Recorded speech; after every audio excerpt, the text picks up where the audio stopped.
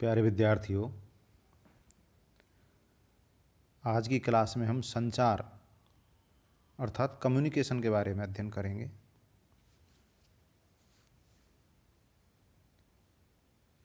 संचार, जिसे प्रशासन का प्रथम सिद्धांत माना जाता है।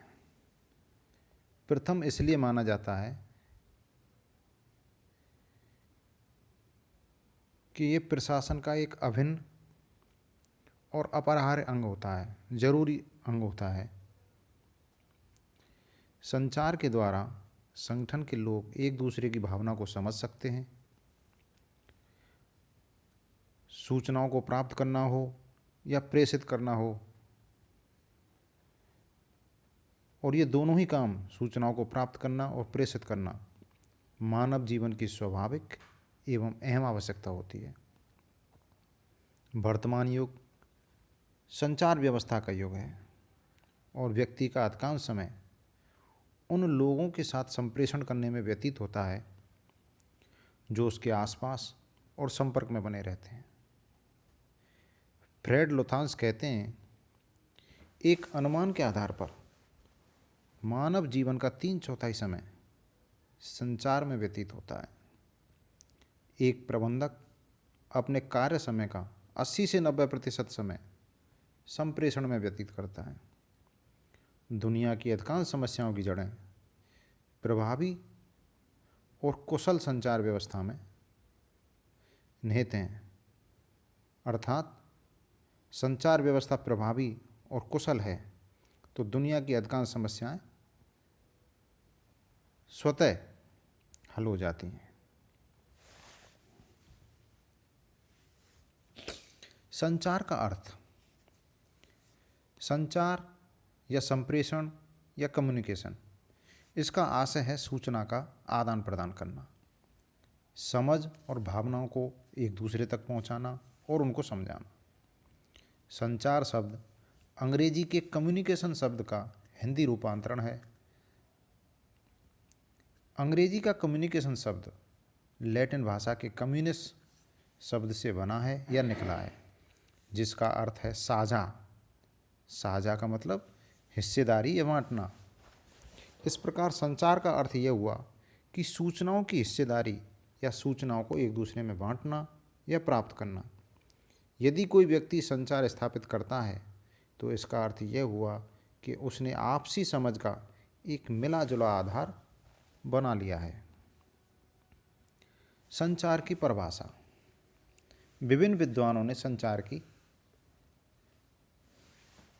जो परिभाषाएं दी हैं वो निम्न प्रकार हैं। थियो हेमन के अनुसार संचार एक व्यक्ति से दूसरे व्यक्ति को सूचनाएं एवं समझ हस्तांतरित करने की प्रक्रिया है। अर्थात संचार में हम सूचनाएं हस्तांतरित करते हैं और उन सूचनाओं के द्वारा उनमें समझ उत्पन्न करते हैं, अर्थात हम जो उनको समझाना चाहते हैं। आर्डवे टीड के अनुसार संचार वह प्रक्रिया है जिसमें एक अपने विचार और भावनाएं दूसरे तक पहुंचाता है। मिलेट के शब्दों में किसी साझा उद्देश्य की साझा समझ ही संचार है। अर्थात किसी संगठन का जो उद्देश्य है वो किसी का व्यक्तिगत उद्देश्य ना होकर संगठनात्मक उद्देश्य है, और उस उद्देश्य की प्राप्ति के लिए जो संगठन में आदेश निर्गत किए जाते हैं, उनका क्रियान्वयन किया जाता है, उनको उसी रूप में समझा जाता है, वही संचार है। चेस्टर बर्नार्ड के अनुसार जो संचार समझ में ना आए उसकी कोई सत्ता नहीं होती है। अर्थात जो आदेश दिया गया है उसको अगर समझा नहीं गया है, उसी रूप में नहीं समझा गया है जो आदेश का निर्गत था, तो उसकी कोई सत्ता नहीं होती है, वह प्रभावशील नहीं होता है। उपर्युक्त परिभाषाओं से स्पष्ट है कि संचार का मूल तत्व संचार की आपसी समझ है, ना कि सूचना भेजना। संचार से तात्पर्य है कि यह एक व्यक्ति से दूसरे व्यक्ति को सूचना देने तथा समझने की प्रक्रिया है। इसमें दो या दो से अधिक व्यक्तियों के मध्य विचारों एवं भावनाओं के आदान प्रदान की प्रक्रिया भी सम्मिलित होती है। संचार की विशेषताएं। संचार में दो या दो से अधिक लोग सम्मिलित होते हैं, अर्थात कोई व्यक्ति स्वतः अगर अपने आप से बात करता है तो वह संचार नहीं है। प्रत्येक संगठन में संचार की व्यवस्था अनिवार्य होती है। बिना संचार के कोई भी संगठन जीवंत नहीं होता है। संप्रेषण, सूचना या तथ्य को एक स्थान से दूसरे स्थान तक भेजने की प्रक्रिया संचार है या संप्रेषण है। संचार एक सतत और अनवरत प्रक्रिया है, अर्थात ये लगातार चलती रहती है। संचार के अंतर्गत सूचना भेजने का एक माध्यम होता है, अर्थात सूचनाएं किसी माध्यम से भेजी जाती हैं।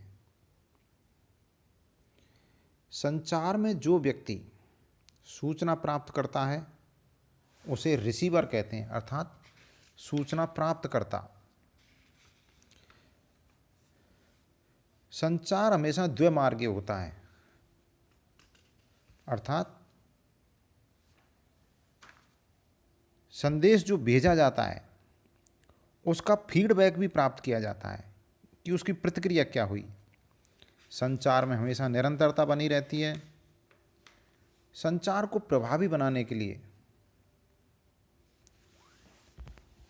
फीडबैक होना चाहिए। संचार आधुनिक प्रशासनिक संगठनों का आधार होता है। ये संचार की विशेषताएं होती हैं। संचार का महत्व। संचार की प्रक्रिया बहुत ही महत्वपूर्ण प्रक्रिया है और ये कितनी महत्वपूर्ण है इसको निम्न बिंदुओं के माध्यम से जाना या समझा जा सकता है। पहला महत्व है नियोजन को सुगम बनाना, अर्थात योजना बनाने के लिए आवश्यक अनेक प्रकार की सूचनाएं, आंकड़े और तथ्य संचार द्वारा ही प्राप्त किए जाते हैं। प्रशासन की सफलता योजनाओं के कुशलतापूर्वक और प्रभावी क्रियान्वयन पर ही निर्भर करती है। निर्णय निर्माण में सहायक। निर्णय लेने के लिए आवश्यक तथ्य, आंकड़े और सूचनाएं संचार के माध्यम से ही एकत्रित किए जाते हैं। संचार उच्च अधिकारी को अपने अधीनस्थ कार्मिकों के निकट आने, उनकी समस्याओं को सुनने तथा समझने और समाधान करने में सहायता करता है। कार्य करने का आधार। संगठन सही दिशा में कार्य करे, संगठन उद्देश्य को प्राप्त करे, इसके लिए एक व्यक्ति से दूसरे व्यक्ति के पास सही सूचना प्रेषित करने के लिए संचार बहुत उपयोगी होता है। मनोबल और अभिप्रेरणा बढ़ाना। अच्छा संप्रेषण हमेशा कार्मिक के मनोबल को उच्च बनाए रखता है। संगठन के उद्देश्यों को प्राप्त करने के लिए उन्हें उत्प्रेरित करता है। संचार के द्वारा लोगों एवं कार्मिकों के मनोबल और अप्रेरणा का विकास होता है। संचार कार्मिक के मानसिक दृष्टिकोण को भी विकसित करता है, जिससे वे संगठन के उद्देश्यों और दृष्टिकोण को समझने में सफल होते हैं। संबंधों के सुधार में सहयोग करना। संचार के द्वारा उच्च अधिकारी अपने अधीनस्थ कार्मिकों की समस्याओं, कठिनाइयों और उनके विचारों को अच्छी तरह जान और समझ पाते हैं। संचार के द्वारा तथ्यों, भावनाओं, संवेदनाओं और विचारों का आदान प्रदान होता है और विचार विनिमय से संगठन में कार्यरत कार्मिक एक दूसरे को अच्छी तरह समझ सकते हैं। प्रभावशीलता स्थापित करना। संचार के द्वारा यह जानकारी प्राप्त की जा सकती है कि नीतिगत निर्णय कर्मचारियों को किस प्रकार प्रभावित कर सकते हैं। संचार अपने आप में संगठन का कार्य है जो दूसरे कार्यों और प्रक्रियाओं को प्रभावित करता है। समन्वय स्थापित करना। संगठन एक समूह होता है और संगठन में कार्यरत सभी स्तरों के विभिन्न प्रकार के कर्मचारियों में संचार के माध्यम से समन्वय स्थापित किया जाता है। न्यूमैन ने कहा है, अच्छा संचार समन्वय में सहायक होता है। हिक्स ने कहा है, जब संप्रेषण के द्वार बंद हो जाते हैं तब संगठन के कार्य भी बंद हो जाते हैं। और चेस्टर बर्नार्ड ने कहा है, संचार वह साधन है जिसके द्वारा किसी संगठन में व्यक्तियों को एक समान उद्देश्य की प्राप्ति हेतु परस्पर संयोजित किया जाता है। अर्थात ये तीनों ही विद्वान ये कहते हैं कि संचार के द्वारा संगठन में समन्वय स्थापित किया जाता है। नियंत्रण स्थापित करना। संचार के द्वारा संगठन का उच्चाधिकारी एक निश्चित योजना के अनुसार नियंत्रण स्थापित करने का प्रयास करता है। संगठन के उद्देश्यों को प्राप्त करना। चेस्टर बर्नार्ड ने कहा है, संचार वह साधन है जिसके द्वारा किसी संगठन में व्यक्तियों को एक समान उद्देश्य की प्राप्ति हेतु परस्पर संयोजित किया जाता है। और अगला महत्व है पुनर्निवेशन या फीडबैक प्राप्त करना। संचार के माध्यम से संगठन के द्वारा किए जाने वाले कार्यों की जो प्रतिक्रिया है वो फीडबैक द्वारा प्राप्त की जाती है। कार्मिकों के फीडबैक लिया जाता है और फीडबैक से जानकारी मिलती है कि जो कार्य किया गया है उसके क्या परिणाम आए, संतोषजनक आए या उस कार्य के कुछ उद्देश्य परिवर्तित करने हैं या कार्य प्रणाली परिवर्तित करनी है। फीडबैक के आधार पर कार्य प्रणाली में आवश्यकता अनुसार परिवर्तन किया जा सकता है। संचार प्रक्रिया। संचार की प्रक्रिया हमेशा चलती रहती है, यह एक सतत प्रक्रिया है। संचार किसी न किसी रूप में सदैव होता रहता है और बिना संचार के कोई संगठन अस्तित्व में नहीं रह सकता। संचार केवल एक प्रक्रिया ही नहीं बल्कि यह जीवन की आवश्यकता बन गया है और इसीलिए संचार को प्रशासन का प्रथम सिद्धांत भी कहा गया है। संचार की प्रक्रिया में 3 पक्षों पर विचार किया जाता है। संचार की विषय सामग्री, जैसे क्या संदेश है, किसको प्रेषित किया जाना है। विषय सामग्री में तथ्य, सूचना, भावनाएं, मनोवृत्ति और विचार को सम्मिलित किया जाता है। संचार की विधि अर्थात संचार को किस प्रकार से प्रेषित किया जाना है, कौन से तरीके से प्रेषित करना है, संचार में क्या बोलना है, क्या लिखना है आदि को सम्मिलित किया जाता है। संचार की प्रक्रिया, संदेश प्रेषित करने में कौन से तत्वों को शामिल किया जाना है। इस प्रकार संचार की प्रक्रिया के ये 3 पक्ष हैं। संचार प्रक्रिया के अंग या तत्व। क्लाउड सैनन और बारेन बीवन ने संचार प्रक्रिया के 8 तत्व बतलाए। उनके अनुसार इन 8 तत्वों के मिलने से संचार पूर्ण होता है। वो 8 तत्व निम्न हैं। संप्रेषक या सूचनादाता अर्थात संप्रेषक, सेंडर, जो सूचना का या संचार का स्रोत होता है। जो व्यक्ति किसी सूचना, जानकारी, आंकड़े, तथ्य, विचार या भावनाएं किसी दूसरे व्यक्ति को संप्रेषित करता है या भेजता है उसे प्रेषणकर्ता कहते हैं। दूसरा तत्व है संकेतीकरण या एनकोडिंग। इसमें प्रेषणकर्ता अपने विचार या संदेश को कूट भाषा में या प्रतीकों में परिवर्तित करता है, जिसे एनकोडिंग या कूट निर्माण कहते हैं। संदेश, तीसरा तत्व, मैसेज।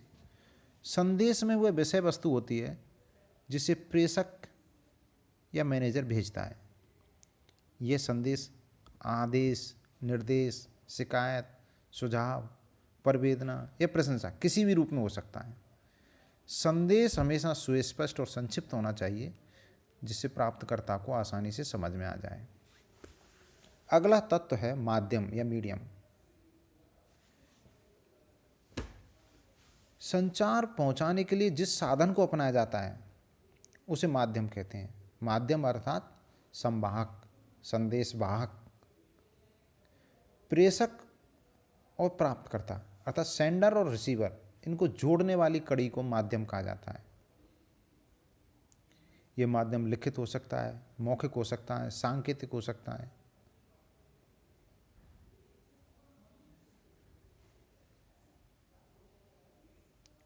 संकेतार्थीकरण अर्थात डिकोडिंग, जैसे एनकोडिंग की थी, संदेश को कूट रचित बनाया था, उसी प्रकार एनकोडिंग के बाद डिकोडिंग आती है। अर्थात संचार का जो प्राप्त करता है वो संदेश को जिस रूप में समझता है और अनुवाद करके ग्रहण करता है उसे डिकोडिंग कहते हैं। रिसीवर अर्थात संदेश प्राप्तकर्ता अपने अनुभव और ज्ञान के आधार पर संकेतों को के अर्थ निकालकर समझता है। प्रेषक और संदेश प्राप्तकर्ता में जितनी आपसी समझ होगी, अंडरस्टैंडिंग होगी, संचार की सफल होने की संभावना उतनी अधिक होगी। संदेश प्राप्तकर्ता अर्थात रिसीवर, जिस व्यक्ति के पास संचार या सूचना भेजी जाती है उसे प्राप्तकर्ता कहते हैं। और संचार की प्रक्रिया तभी पूरी होती है जब दूसरी तरफ कोई संदेश को प्राप्त करने वाला होता है। पुनर्निवेशन या फीडबैक, इसे संचार की प्रतिक्रिया कहते हैं। अर्थात संचार प्राप्तकर्ता जो प्रतिक्रिया व्यक्त करता है उसका उत्तर वापस प्रेषक को देता है, उसे प्रत्युत्तर कहते हैं। पुनर्निवेशन के द्वारा संदेश या सूचना की गतिविधि सेंडर के पास भेजी जाती है। पुनर्निवेशन एक प्रकार का नियंत्रण प्रस्तुत करता है जिससे यह देखा जाता है कि प्राप्तकर्ता कितनी सफलता से संदेश का अनुवाद कर सकता है। विघ्न या शोर, ये 8वां तत्व है संचार प्रक्रिया का। और संप्रेषण प्रक्रिया में जो भी विकृतियाँ आती हैं उन्हें विघ्न या नॉइज कहा जाता है। इन विघ्नों की वजह से संचार अस्पष्ट, भद्दा हो सकता है, जैसे संचार की जटिल भाषा है, या संचार के कुछ शब्द ऐसे हैं जो द्वर्थी हैं, या संचार की जो आवाज़ है वो मंद है। तो इससे संप्रेषण में अवरोध खड़े हो जाते हैं, भ्रांतियाँ उत्पन्न होती हैं और इनको विघ्न कहा जाता है।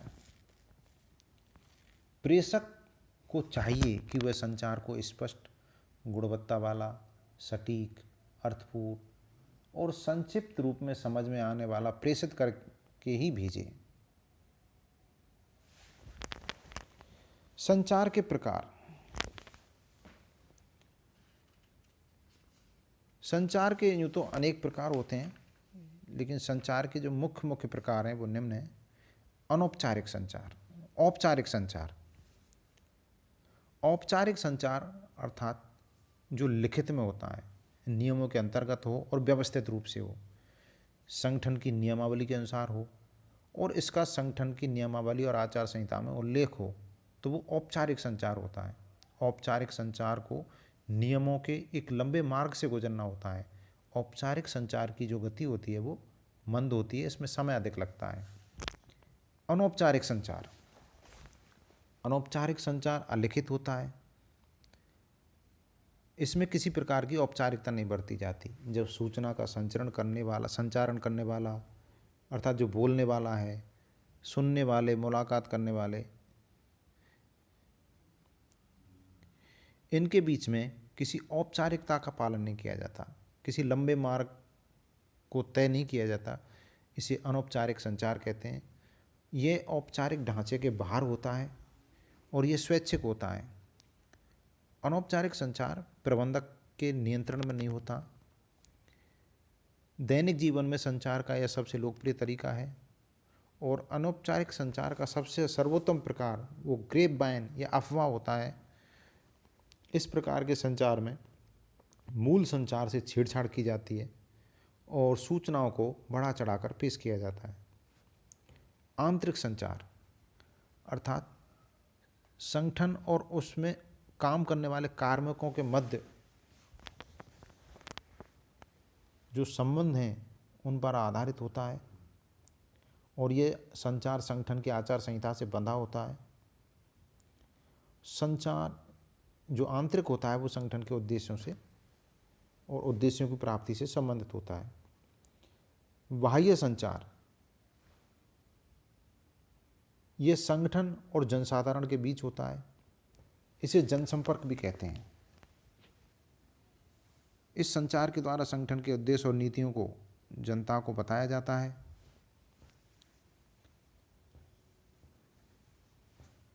आजकल सरकार भी इस प्रकार के संचार द्वारा अपनी नीति और उद्देश्यों को जनता को बताती है।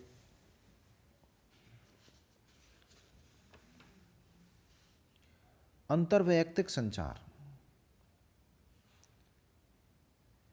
संगठन में कार्य करने वाले कार्मिकों के मध्य आपस में होने वाले संचार को अंतर्वैयक्तिक संचार कहते हैं। संगठन के सेवी वर्ग के बीच में इस प्रकार का संचार होता है। अंतर्वैयक्तिक संचार में मानवीय संबंधों को अधिक महत्व दिया जाता है।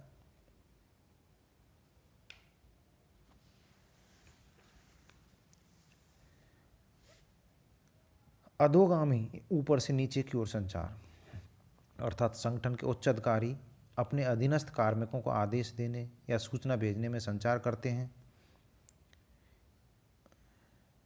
उसे अधोगामी संचार कहा जाता है। अधोगामी संचार की प्रकृति आदेशात्मक होती है।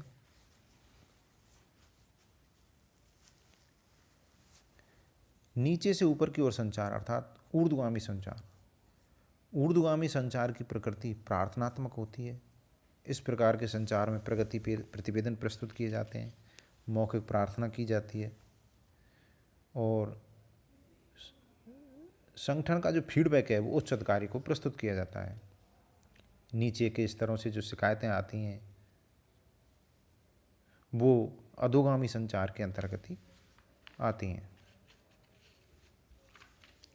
समस्तरीय या पार्श्व संचार, जब संगठन में एक समान स्तर के कार्मिक आपस में संचार करते हैं तो उसे समस्तरीय या पार्श्व संचार कहते हैं, या इसे इधर उधर संचार भी कहते हैं। यह संचार लिखित भी हो सकता है और मौखिक भी हो सकता है। सम्मेलन, बैठक, समितियां, सामूहिक कार्य, इनको समस्तरीय संचार में सम्मिलित किया जाता है।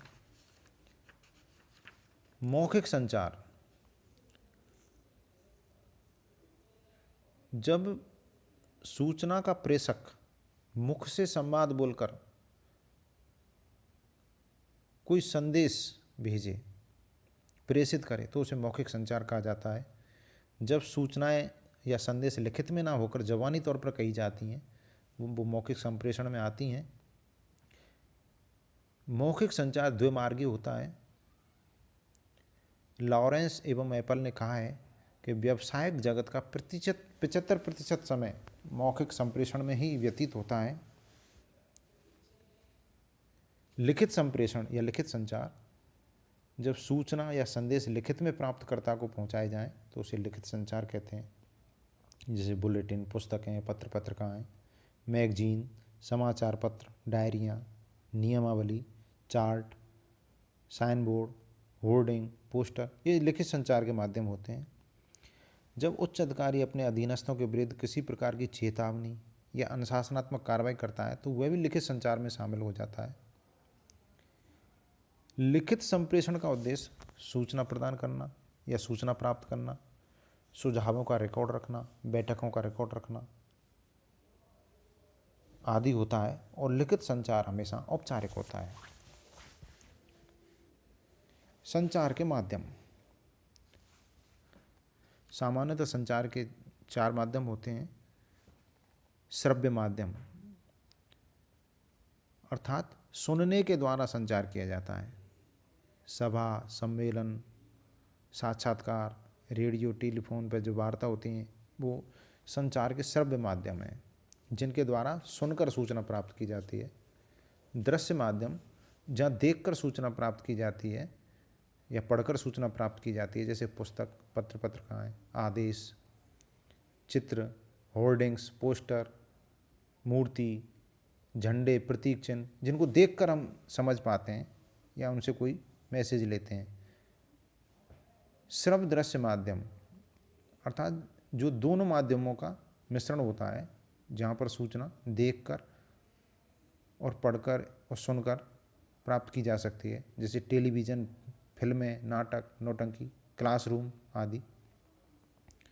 सम्मेलन संचार अर्थात कॉन्फ्रेंस, जो वीडियो कॉन्फ्रेंसिंग सिस्टम इसी का श्रेणी का माध्यम है। जैसे राज्य सरकार द्वारा राज्य के जितने ज़िले हैं उनके कलेक्टर्स के द्वारा वीडियो कॉन्फ्रेंसिंग की जाती है, तो वो सम्मेलन संचार की श्रेणी में आता है।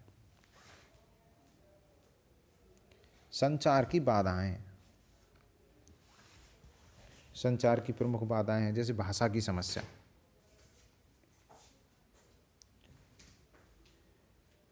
किसी क्षेत्र विशेष में कोई भाषा बोली जाती है और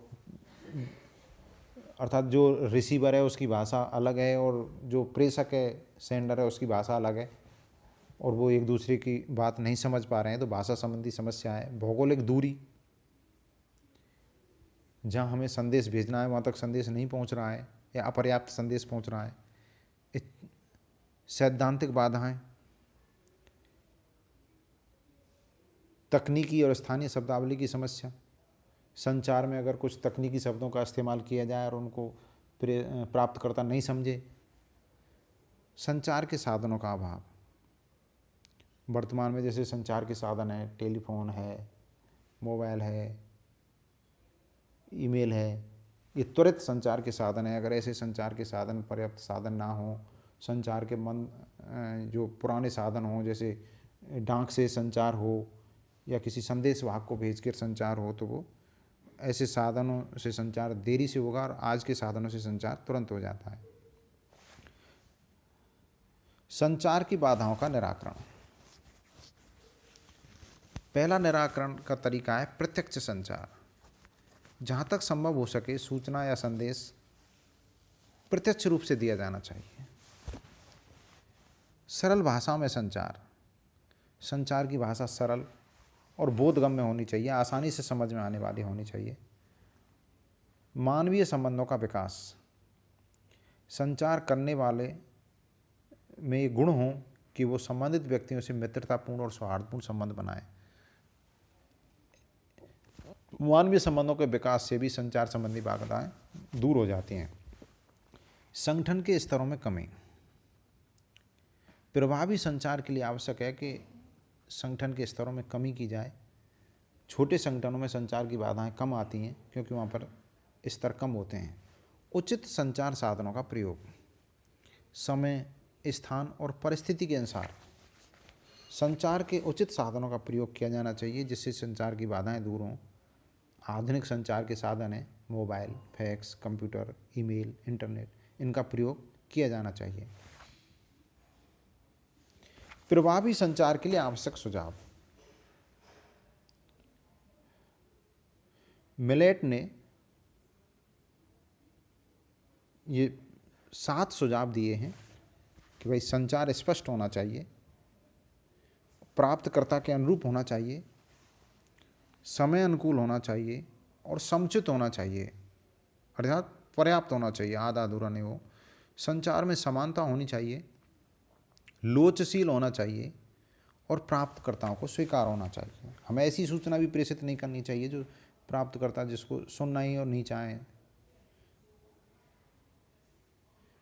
टेरी के अनुसार संचार को प्रभावी बनाने का सुझाव, पहले वाले सुझाव जो थे वो मिलेट के अनुसार थे, ये टेरी के अनुसार हैं। टेरी ने 8 सुझाव दिए। संचारकर्ता को संचार की पूरी जानकारी होनी चाहिए। संचार से प्रेषक और प्राप्तकर्ता में परस्पर विश्वास उत्पन्न होना चाहिए। अनुभव के समान आधार की खोज की जानी चाहिए, अर्थात जहाँ संचार किया जा रहा है वहाँ ये देख लेना चाहिए कि संबंधित व्यक्ति का जो स्तर है योग्यता का वो क्या है, दोनों का स्तर समान है या नहीं, प्रेषक और प्राप्तकर्ता का। संचार में ऐसे शब्दों का प्रयोग किया जाना चाहिए जो सभी को आते हैं। प्रसंग को ध्यान में रखना चाहिए, प्रसंग से हटकर संचार नहीं करना चाहिए, अन्यथा रुचि नहीं होती उसमें। सूचना प्राप्तकर्ता का ध्यान आकर्षित करना और उसे बनाए रखना चाहिए। दृश्य साधनों और उदाहरणों का प्रयोग करना चाहिए और विलंबकारी प्रतिक्रियाओं का समाधान करना चाहिए। ऐसी प्रतिक्रियाओं को रोकना चाहिए जो संचार में विलंब करती हैं। तो आज संचार के बारे में हमने जो अध्ययन किया,